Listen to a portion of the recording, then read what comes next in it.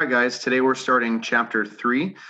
Chapter 3 is over equations. And before we get into solving equations, which we'll get into tomorrow and more on Wednesday, we're going to talk about expressions first.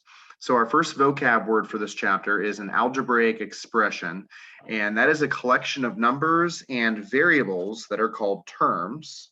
So variables separated by addition and subtraction. So an algebraic expression, a collection of numbers and variables. You see an example of one down here below, 3a plus 5 minus a squared minus 10 plus 2a squared minus 6a. So something's missing from that. You might have noticed there's no equal sign. That's what makes this an expression. An equation will have an equal sign, but an expression will not, which means we can't solve for a, we can't solve for the missing variable because we don't have an equal sign. What we can do, what we're going to do today, is we can simplify it. Okay, so we'll talk about that momentarily. Let's talk about different types of terms. The next vocab word we have are like terms. So again, terms, it was kind of a hidden vocab word here. Terms are separated by addition and subtraction symbols. So 3a, that's a term. Positive 5, that's a term. Negative a squared, that's a term. Negative 10 is a term. Positive 2a squared is a term. And negative 6a is also a term. These are all terms. So if you count them up all together, there are 6 terms in this expression. Okay. Now, what's important to note here is that when I highlighted these or boxed these terms in, I included whatever sign was in front of the term with that term. For example, when I looked at this one here, I didn't call it 10, I called it a negative 10. We're going to see these subtraction signs and addition signs as minus and or negative and positive symbols. And so if I ask you, what kind of term do you see right here? You would say that's a negative 10, not just a 10. Okay. So like terms are terms with the same variable. Okay, so in this case, a is our variable. So like terms are terms with the same variable raised to the same power. And what that means is that a versus a squared, those are two different terms. Okay, they have the same variable, but they're not raised to the same power.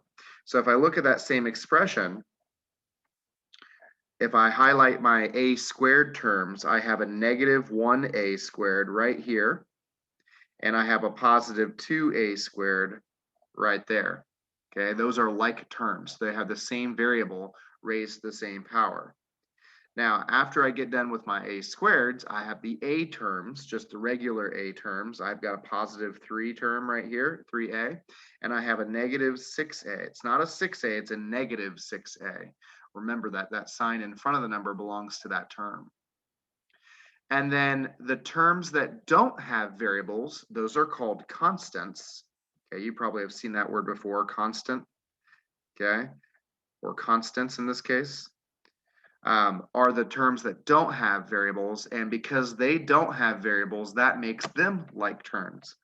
So positive 5 and negative 10 are both like terms. Okay. So the sign in front of that term belongs to that term. It was a positive 5, it's a negative 10. It was a positive 2a squared, it's a negative 1a squared. So the sign in front of that term belongs to that term. Keep that in mind when you're doing your first example here, and you'll have some homework questions that just ask you to identify terms and like terms. Okay, so in this first example, I'm just going to list all of the terms off, and I'm going to highlight them first. Okay, or I'll just underline them. How about that? I've got 9x,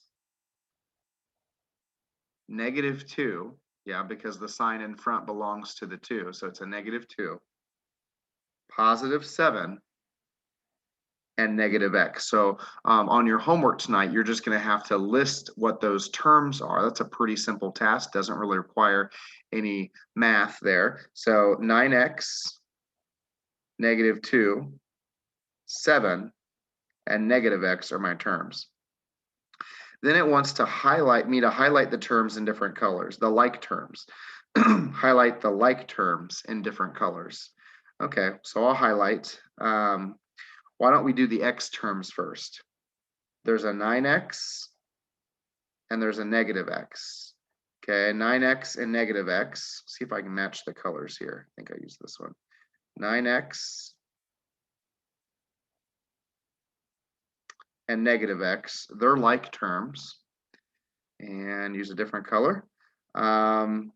Negative 2 and positive 7 are also like terms. So negative 2 and 7 are like terms. Okay, so they're all terms, but the like terms, remember, are the ones that have the same variable raised to the same power, which none of the x terms will raise to the second or third power. Or my constant terms are like terms. So let's look at this longer expression right here, example B. I'm just going to go ahead and list all of them first.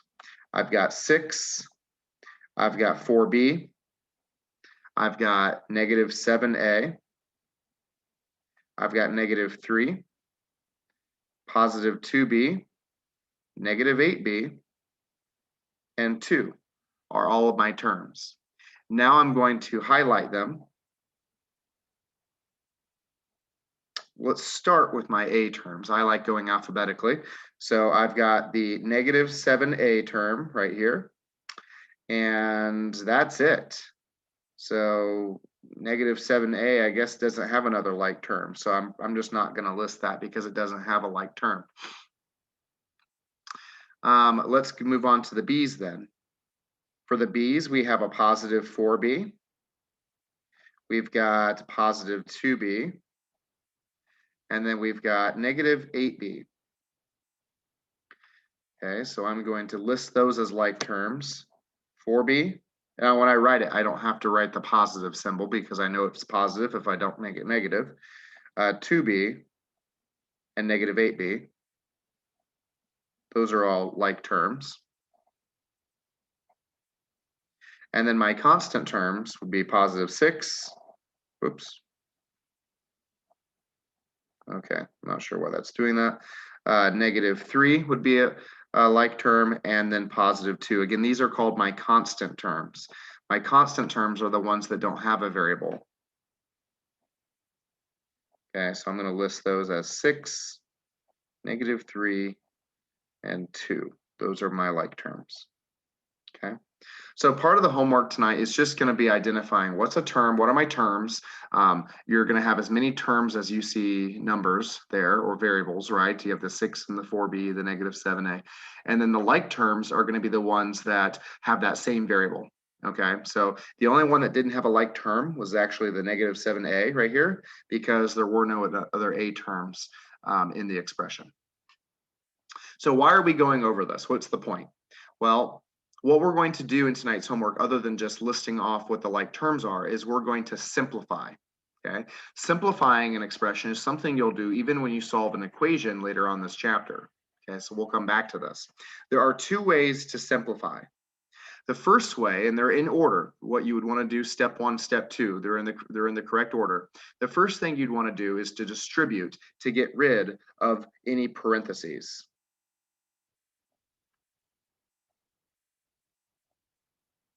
Okay, get rid of parentheses. The second thing I'm going to do is I'm going to combine my like terms. So I have to know what my like terms are. And then so distribute, what do these words mean? Distribute and combine. If I can get a good dot there for my eye. The word distribute is something we use when we're multiplying.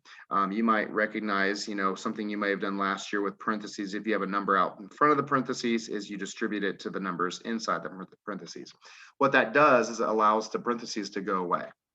Okay, so distribute means to multiply whatever number's in front.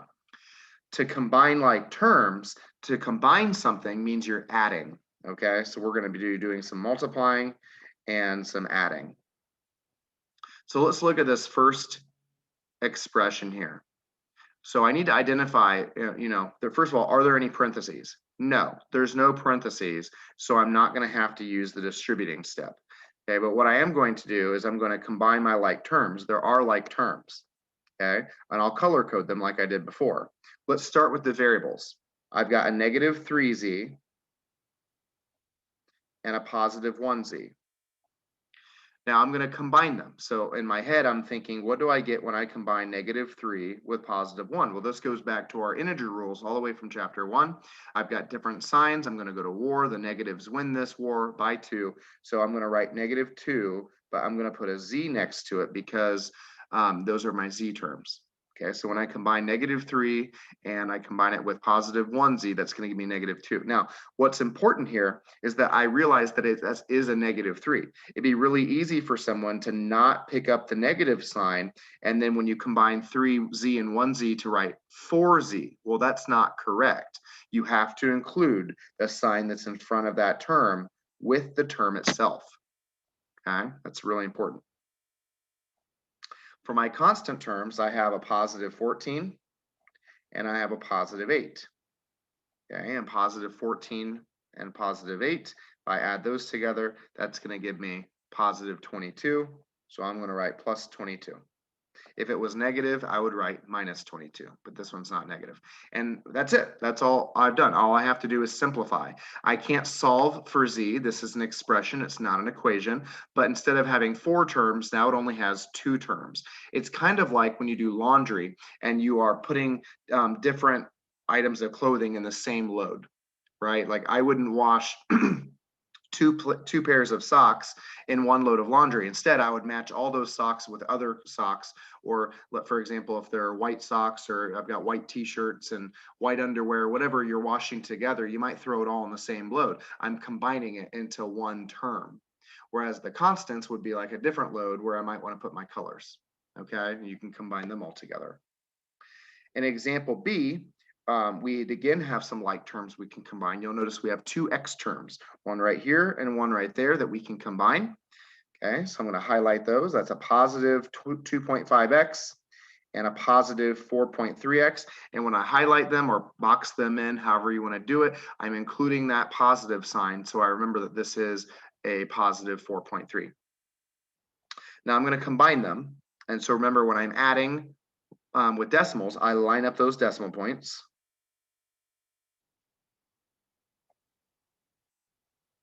5 and 3 makes 8.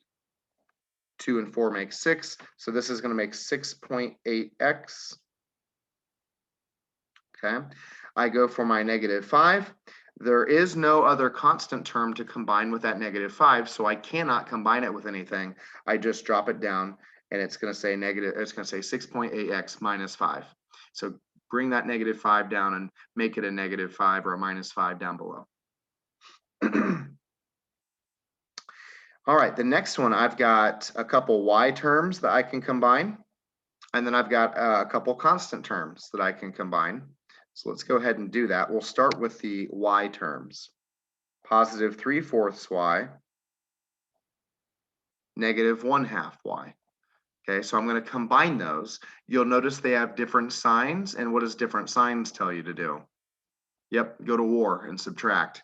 So I'm going to write 3/4 minus 1/2. I'm going to subtract them because they're different signs, but I need a common denominator. And so 1/2 is the same as 2/4. So I'm just doing 3/4 minus 2/4, which is 1/4. So for my y terms, I'm going to have positive because I've got more positives than I do negatives. 3/4 versus 2/4. Okay. I'm going to write positive 1/4 y. Now I'm going to go to my constant terms. I've got a positive 12 and a negative 6. And because they have different signs, I'm going to go to war again. The positive army is going to win this war. When I add 12 and negative 6 together, the positive army wins by 6, so plus 6. Okay. Again, don't add those to get 18 because the negative means I have to go to war here. So remember that that's a negative 6, not a positive 6. Okay. Now we've mentioned this already, but we're going to use the distributive property, distributive property to simplify expressions with parentheses. Remember, this was one of our 2 steps to simplify an algebraic expression was to distribute. And this is one that I want to do first. Now, the reason I didn't do it first in these examples is there were no parentheses to get rid of. In these examples, there's going to be parentheses. So here's how the distributive property works. Take the number in front of the parentheses and multiply it to the terms inside the parentheses. So 2 parentheses x plus 4 becomes 2 times x, or just 2x, plus 2 times 4, which is 8. That's how the distributive property works. Now, in this next one, I'm distributing the negative sign. So it's kind of as if I'm well, not just kind of, it is actually as if I'm multiplying by -1. So -1 times 3x is -3x. And -1 times -9, and this is important here, is +9. So I'm going to write it as +9. Okay, so when I distribute a negative to a number that's already negative, we know that when multiplying 2 negatives, they make a positive. That's important. Okay, and this next one here, -4 times 2x, -4 times 2 is -8, so -8x. And then -4 times -8, 2 negatives make a +32. So that's how the distributive property works. And we're going to do that in these next examples.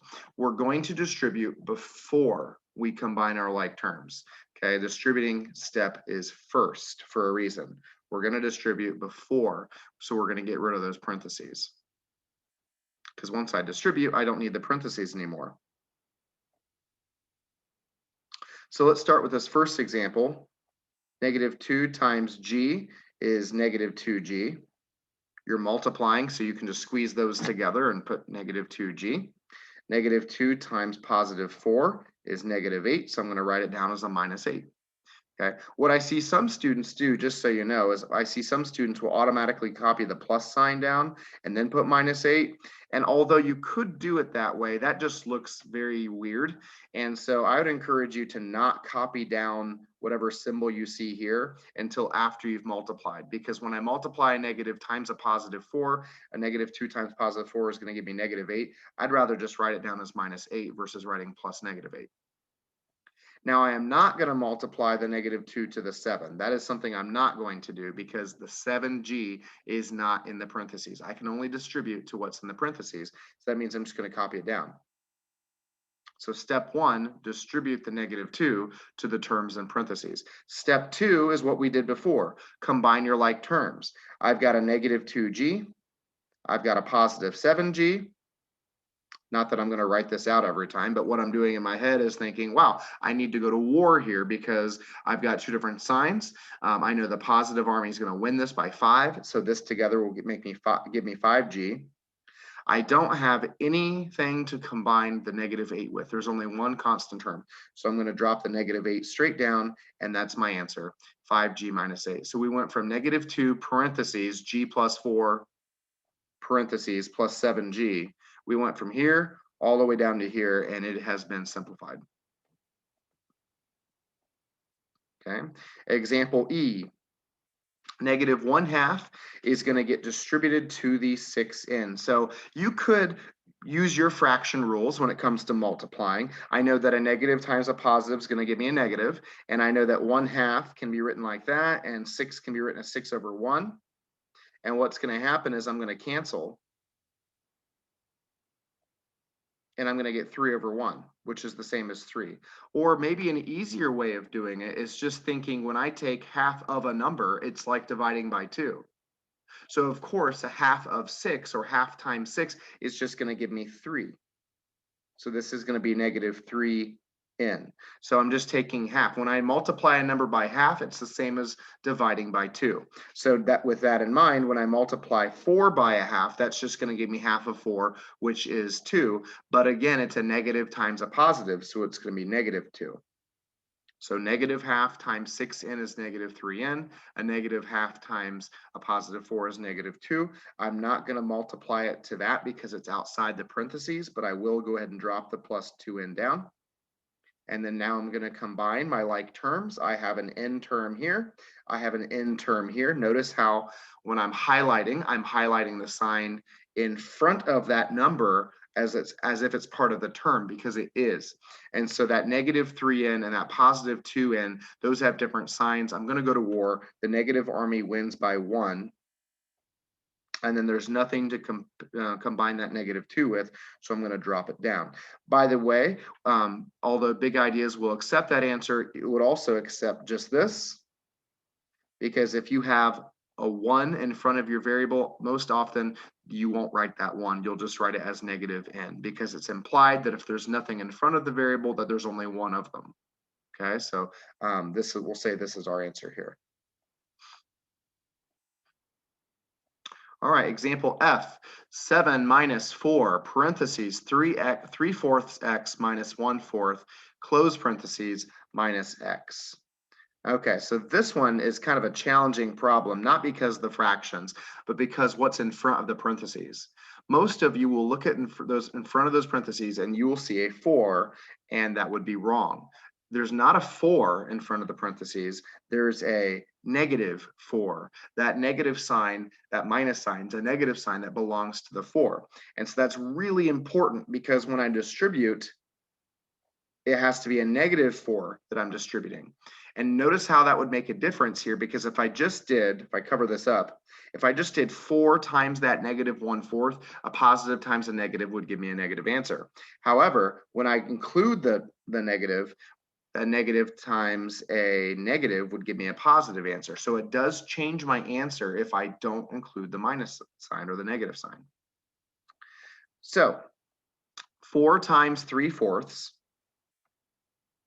I'm really just doing 3/4 of 4. If you had $4 and had to split it 3 ways or 4 ways, if you had $4 and you had to give 3/4 of your money up, you'd be giving $3 up, because the 4s cancel out. So this is just going to give us a 3, but it was a negative 4 times a positive 3/4. So it's going to be a negative 3x. That's kind of nice, because I have a nice integer to work with. And then when I do 1/4 of 4, that's just going to give me 1. 1/4 of 4 is like, if taking half of a number is dividing by 2, then taking a fourth of a number is like dividing by 4. And if you don't believe that, you can check the math. 4/1 times 1/4. The 4s will cancel, and you're left with 1/1 or 1. Okay, so a negative times a negative is a positive. I'm going to copy down the minus x. I'm going to copy down the 7 that's in front, and then I'm going to combine my like terms. There's a negative 3x right there. There's a negative 1x right there. Same signs, same teams, join forces to make negative 4x. And then for the constants, I've got a positive 7. I've got a positive 1. Also same teams. They're going to join forces to make a positive 8. And there's my answer. All of that simplified into something much nicer, just negative 4x plus 8. Okay. Let's look at some story problems with expressions. While catching fireflies, you and a friend decided to have a competition. After m minutes, you have 3m plus 13 fireflies. Your friend has 4m plus 6 fireflies. I think there's supposed to be an and there. Okay.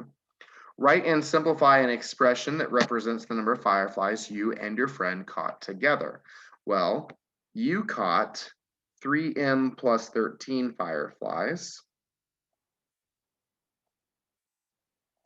Your friend caught 4m plus 6 fireflies. And when it says write an expression that represents the number of fireflies you and your friend caught together, well, you would add your fireflies together. So I'm just going to put a plus sign right there, because we'd add them together. And we're going to combine our like terms now that we know we're adding them together. And so 3m and 4m, positive 4m, 3 and 4 would make 7m. And then on the other end, I'll just underline these, use the same color, but underline. You have 13 and 6 as your 2 constants. They're both positive, so they're going to join forces to make 19. So that expression represents how many fireflies that you and your friend caught together. The competition ends after 5 minutes. Who has more fireflies? Well, let's focus on the individual expressions again. Okay, I'm going to get rid of this stuff. Let's focus on the individual expressions. This is you.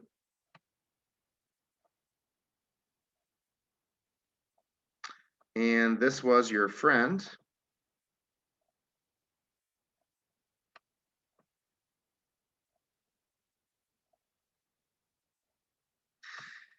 If the competition ends in 5 minutes, what we would do is we would take 5 and we'd plug it in for M, because M stood for the number of minutes. It said that right here, in minutes. Okay, so if I plug 5 in right there, remember that doesn't mean that's 35, that means that's 3 times 5. And 3 times 5 is 15. And you add that 15 with a 13. Order of operations would say multiply and then add. And so that means you would have 28 fireflies. Meanwhile, your friend, plug in 5 minutes or 5 for M. That's 4 times 5. 4 times 5 is 20. Your friend has 26 fireflies. So that means you would have had more fireflies if this competition went for 5 minutes. Part C, how many fireflies are caught each minute during the competition? Well, that goes back to our simplified expression that we had up here. This represented all the total fireflies that were caught. And it said, how many fireflies are caught each minute? Well, as the competition goes on, so for example, if M was 1, you would have caught 7 fireflies plus the 19. And if M was 2, then you'd have 14 plus 19. So really what the 7's doing, we call this number a coefficient. If it's multiplying itself to the variable, that tells you how many fireflies are being caught each minute. So there's in total, because you're catching 3 fireflies a minute, and because their friend is catching 4 fireflies a minute, that means that 7 fireflies per minute are being caught. How many fireflies are caught each minute? 7 fireflies.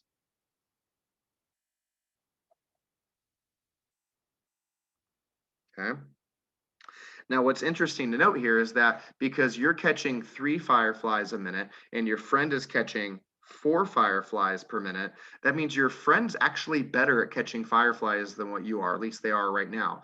Now, if you're thinking, well, why did I win then? Well, that's because this number here represented how many fireflies that you already started with. So if I were to plug in 0 for minutes, that would be when the competition just started. If you plug in 0, that goes away. That means you already had 13 fireflies.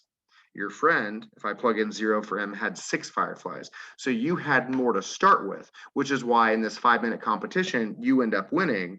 But your friend, if they're catching 4 fireflies per minute, you're only catching 3, your friend would eventually, if this would have gone 6, 7, 8 minutes, would have passed you.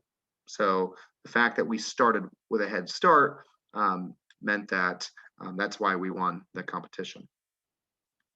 And it says how many fireflies are caught before the competition? Well, you caught 13 pre-competition. Your friend had already caught 6, and we've already said that was a total of 19. So together, you guys are catching 7 fireflies a minute with 19 already caught. So 19 fireflies were already caught. Okay, let's look at our last question here. A square wrestling mat has a perimeter of 12x minus 32 feet. I'm not sure why they put that in parentheses, but they did. Write an expression that represents the side length of the mat in feet. So what's the key here is it says that this is a square wrestling mat. Now think about what you know about a square. Well, if you're thinking that all sides are equal, then you would be correct. All sides are equal. Okay, so if I take this 12x minus 32, that represents the entire perimeter around that square. Well, if I just want to know what one side is on that square, because it's a square and it's got 4 equal sides, I would just divide that by 4 or take 1/4 of it, because I only want 1/4 of those sides. I don't want all 4, I just want one of those 4. And so what we can do is we can distribute the 1/4 to the 12x term, and to the negative 32 term. So remember that, like I just said it, multiplying by 1/4 is the same as dividing by 4. So 1/4 of 12, 12 divided by 4 is 3. So 3x would be that new term. 1/4 of negative 32 is the same as negative 32 divided by 4, and 32 divided by 4 is 8, so we're going to say negative 8. And this right here would represent one side. And again, if I were to add that together with all the other sides, that would end up giving me the 12x minus the 32 that we started with. So when it says write an expression that represents the side length of that mat, we have just done so right there, 3x minus 8. So 3.1 is on big ideas. Of course, you're going to be doing two things in tonight's homework. You're going to be identifying terms and like terms, and then you're also going to be simplifying using either the distributive property and multiplying, combining like terms and adding, or you could potentially do both like we did in these examples here. So refer back to these notes if you need to, and you can get started on your 3.1 homework.